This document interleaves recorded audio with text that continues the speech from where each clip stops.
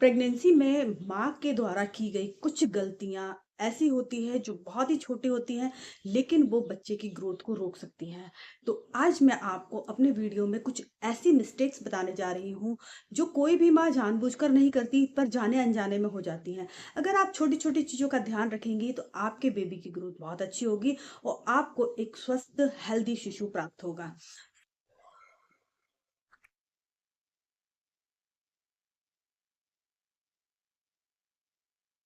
So hello everyone, स्वागत करती हूँ मैं आपका माइंड और हेल्थ में। मैं आपकी होस्ट डॉक्टर बबीता।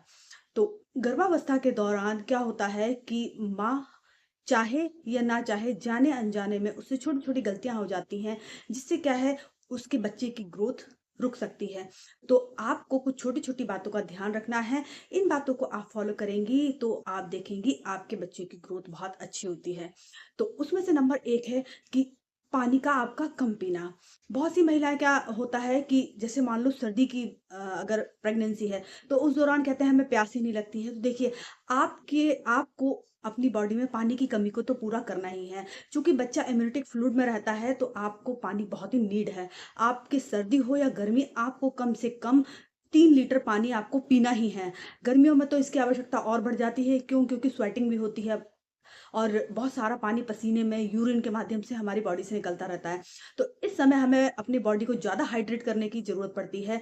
तो आपको कम से कम 3 लीटर पानी तो पीना ही पीना है। इसके अलावा आप पानी के बहुत सारे विकल्प हैं, जैसे आप नारियल पानी ले सकती हैं, नींबू पानी ले सकती हैं। आप फ्यूजन्स बना सकती हैं। जैसे कि आप पानी में नींबू के टुकड़े काट के रख दीजिए। आप खीरे के स्लाइसेस रख सकती हैं। इस पानी को आप सिप सिप करके पीजिए।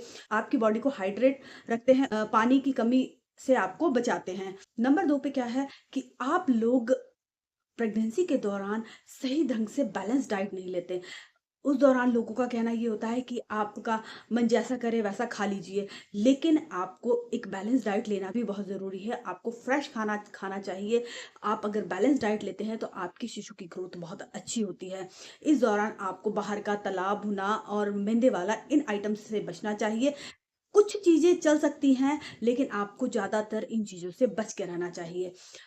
नंबर 3, नंबर 3 पे आपको हल्की-फुल्की एक्सरसाइज़ ज़रूर करना चाहिए। अगर आप बिल्कुल पड़े रहेंगे, बैठे रहेंगे, तो ये आपकी बॉडी के लिए ही नुकसानदायक है। आपको एक्स्ट्रा फैट हो सकता है, आप ज़्यादा मोटे हो सकते हैं। और जो महिलाएँ मोटी हैं, उनने गर्भ धारण किया है, तो उनके लिए और ही ज़्यादा है, क्योंकि आप ऐसे पड़े रहेंगे तो आपका वेट ज़्यादा बढ़ सकता है। तो उस दौरान आपको बॉडी को मूव करना चाहिए, जिससे क्या है कि आपकी नॉर्मल डिलीवरी के चांस रहें और आपका शिशु भी अच्छा और हेल्दी रहे।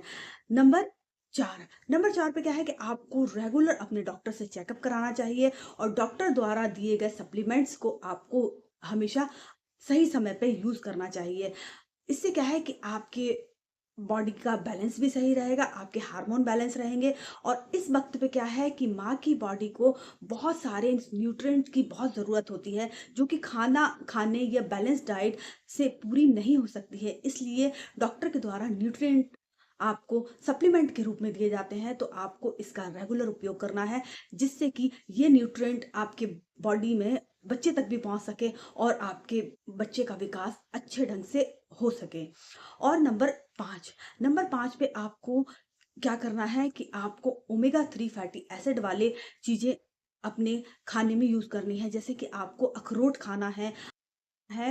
गर्मियों का मौसम है अगर ये, तो आप रात को 2 अखरोट गला के सुबह आप उसको चबा-चबा के खा जाइए। इसके अलावा आप बादाम खा सकते हैं और एंटीऑक्सीडेंट वाली चीज़ें हैं, जैसे कि आप खट्टे फल खा सकते हैं, नींबू का जूस ले सकते हैं, आप संतरे मौसम्मी का जूस ले सकते हैं। ये आपकी बॉडी में क्या है, एंटीऑक्सीडेंट की तरह कार्य करते हैं और इन्फ्लेमेशन, सूजन, इन सब की समस्याओं को दूर करते हैं।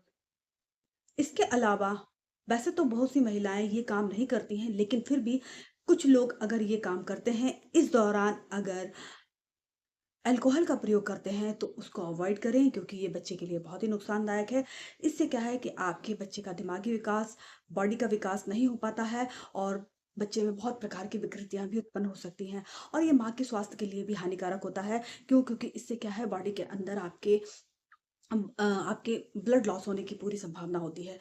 तो आई आई होप सो आपको ये जानकारी अच्छी लगी होगी। मेरे द्वारा दी गई जानकारी अगर आपको अच्छी लगी है तो आप चैनल को सब्सक्राइब करना ना भूलें और जानकारी को ज़्यादा से ज़्यादा लोगों को शेयर करें ताकि ये जानकारी ज़्यादा से ज़्यादा लोगों तक पहुँच सके। तो आई होप सो आप अपनी गर्भावस्था के दौरान ये गलतियाँ नहीं करते होंगे। आप कमेंट करके ज़रूर बताएँ। So thank you so much.